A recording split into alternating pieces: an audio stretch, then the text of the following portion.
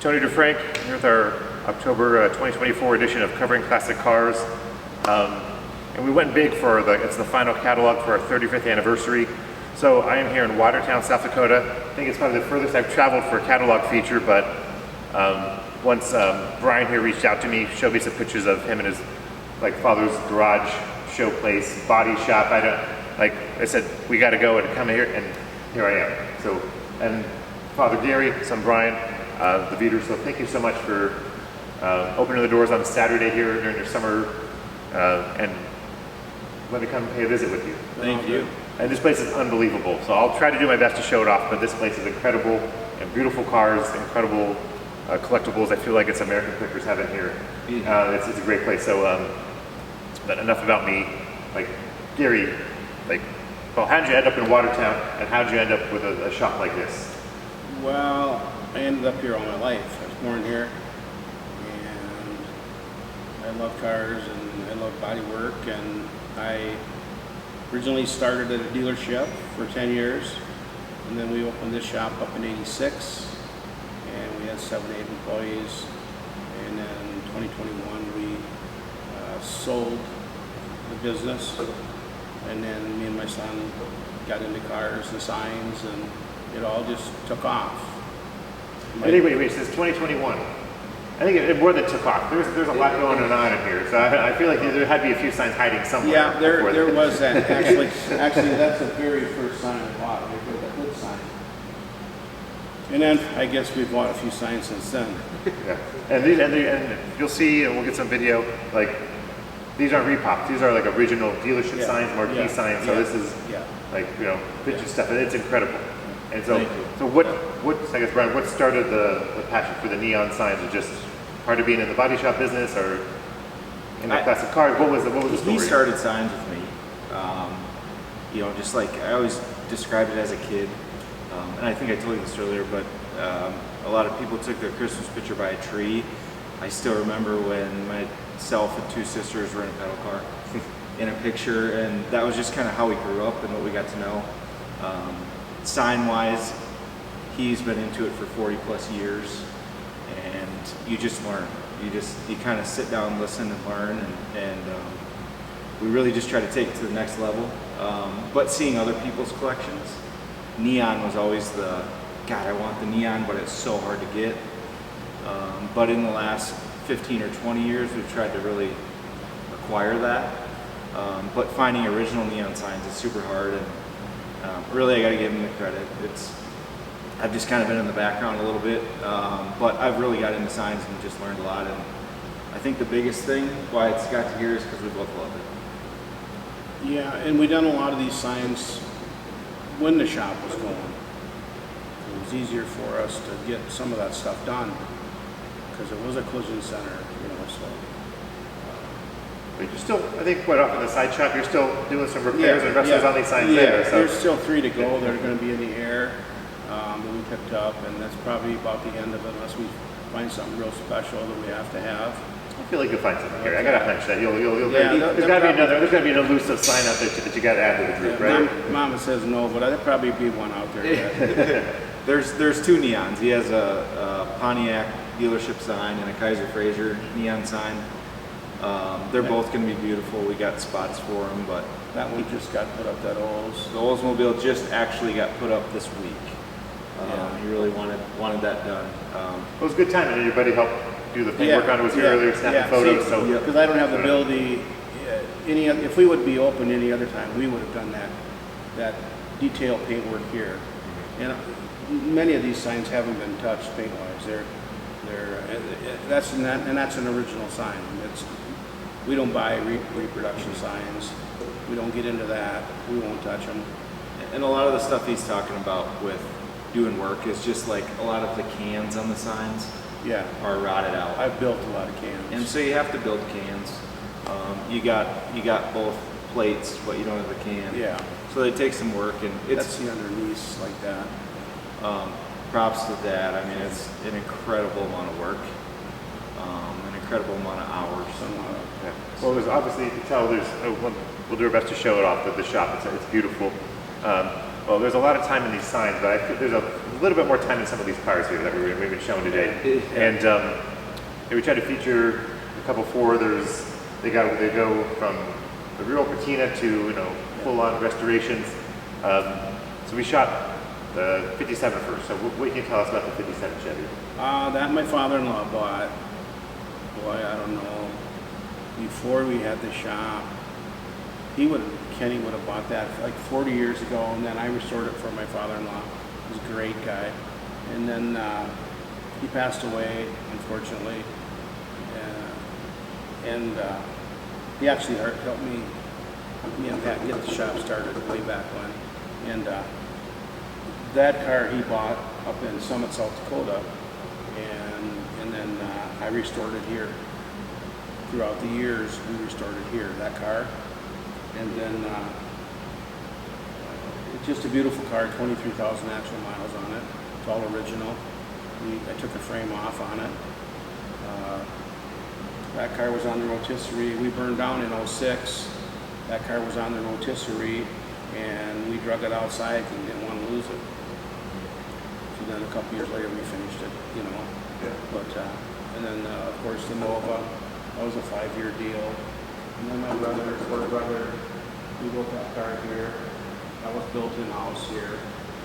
And of course Bryan got a hold of that gem. But it's just a cool car. Yeah. And but the cars are my love to start with. I don't golf, hunt, fish. I like to work with my hands, work in cars. That's all I know. Yeah, I think you and my father would get along pretty well. He doesn't have any time for golf or fishing. And he's just cars. Like this weekend he's at the NHRA drag race. Yeah. But next week he'll be at Louisville for the Street Route Nationals. Yeah, Louisville's cool. Then I'll meet up with them for the Tri-5 Nationals in Bowling Green coming up. So yeah, it's in his blood. Yeah. So we talked about 57. We did the 66 Nova. I know that's an award-winning car. It's a beautiful car. From 20 feet away, except for the bigger tires, it looks pretty stock. Yeah. But then you get inside and you pop the hood and go, okay, there's a lot going on in there. You open up the trunk, a lot going on. So can you walk through, the build on the Nova? Well, that was the car I bought. Like I said, probably had it 12, 14 years. Left it alone, and then wanted to do it. A restaurant, so to speak. You know about the restaurants. So that car was completely torn down in here, on the rotisserie, a lot of tin work, a lot of everything, and we did that car here. And it was lots of time in that car. But we've been awarded we've had it out 3 times. We've been fortunate enough to win with it 3 times. And we won in Minneapolis in '23, which I'm very proud of that.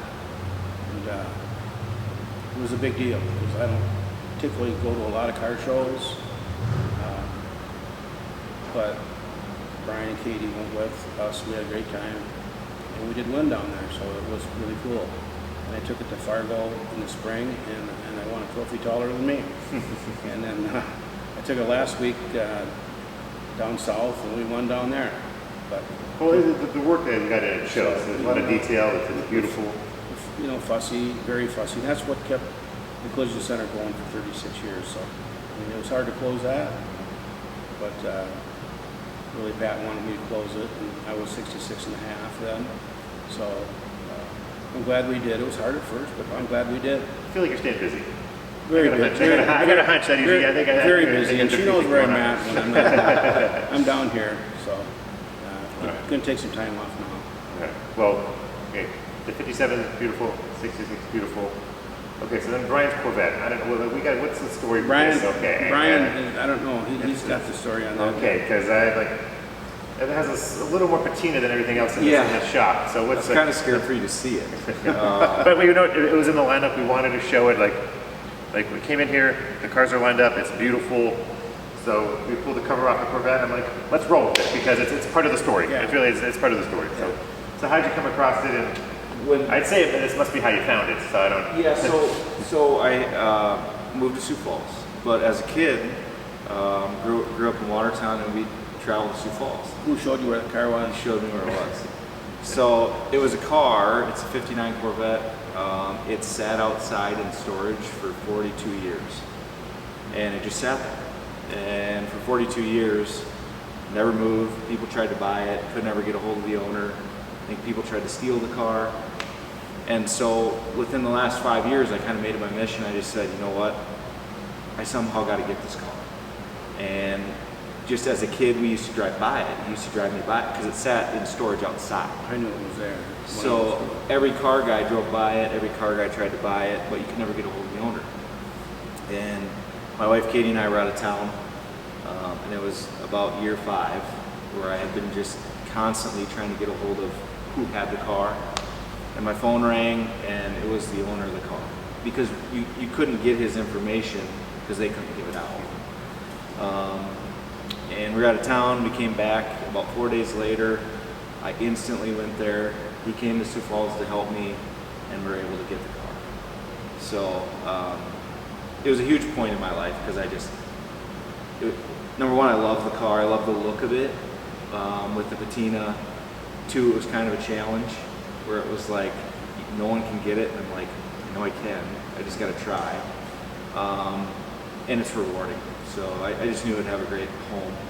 And is it just going to leave it like this? I feel like there's just as much duct tape on it as chrome. Is that the plan? The driver's side headlight has a lot of duct tape. Well, when we do my dad's car, we'll put some of them parts on that car. So Yeah, that's kind of the plan. So his dad, Ozzy's cars, some of the parts will go on this car. But to answer your question, I think I'm going to leave the patina. I like the patina. I like the look of it. It has a story. yeah, you'll restore it. Yeah, someday. So we'll see. Oh, it's always something. Okay, so tell us about the other Corvette. Well, it was a car that my brother always wanted. A big tire car. It's a big tire car, and it's a C2 car, and the fastback, he didn't like convertibles, but anyway, he bought the car, and we both looked at it, and he bought it, and then we brought it here, and the shop was going, obviously, at that time, and that would have been about 86, 87 when he bought it, and we just burnt down in 86. 96. Or 2006, we burned down. But anyway, my guys and me, and we had quite a shop here, and a lot of work was done here. Some was done outside, engine work and stuff like that. But the car was pretty tough. But And that car is a beautiful car, and so that car's been a magazine feature, the Yeah. 6 Nova. Yeah. So like these beautiful magazine-worthy cars are coming out of your shop, out of this, Yeah. all the work that you do Yeah. here, and that's a testament to what you and Bryan are doing. It's fantastic, Yeah. and it's an incredible show place. I guess. What else do you want to talk about here? Because there's so much. Because you got Bryan Schwinn bikes. You got the. yeah.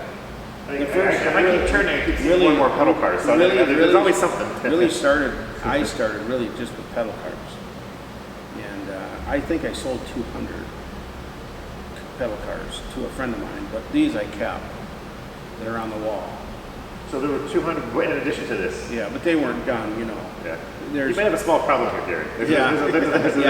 And then I got into jute boxes, I think, and then got into signs, because the signs we could just put up. Something we buy a nice sign, we could put it up. Where the Doesn't take up too much floor space. like there's these 10 here back there behind me. There's 10 of them that are done. See, I had to restore them before I could put them up. And then back there, some of them aren't restored, but it was kind of my first love was the pedal cars, and then, Pat went to Finland with her dad, and I snuck a couple jute boxes in, and then we got into signs, and me I've and heard Bryan, all those stories. and all that stuff, and then the neon, Yeah. I think the funnest part is the story behind them, or when you see some of the signs, you've got so many signs now, but you actually kind of know where they came from still. yeah. Because there's A lot of them you do. been a lot of traveling, a lot of work, a lot of going to get them, a lot of fun. I think that's what keeps you going is having fun.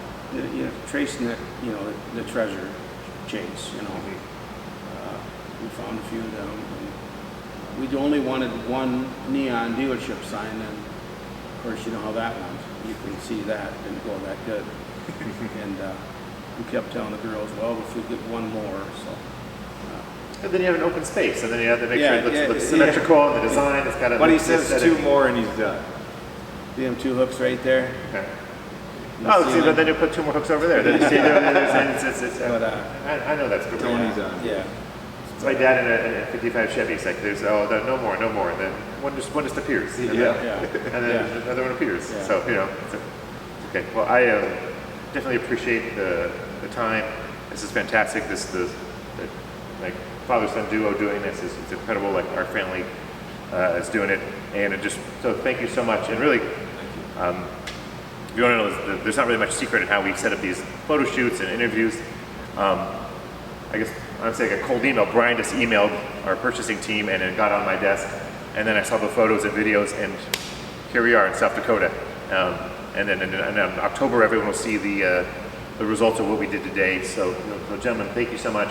Thank you for reaching out, and thanks for being customers, and thanks for being part of our I guess 30th anniversary. This is really cool to kind of wrap it up with such a great photo shoot today. I just want to tell you things. Yeah, thank you. Your whole team, from answering the phone to the emails to you coming here, were prompt. You answered questions. You're polite. You came here, and I just want to tell you thanks. Super Well, nice. I appreciate that. He hasn't been to our Yelp page, but I appreciate that. I give you a perfect score. Well, we Yeah. appreciate that. Our team appreciates it. We're a Gotta be small perfect group. sport. Yeah. And thank you so much, fellas. Really appreciate it. And again, Tony DeFrank, again, Gary and Bryan Veeder with covering classic cars for October. Appreciate it. Thank you.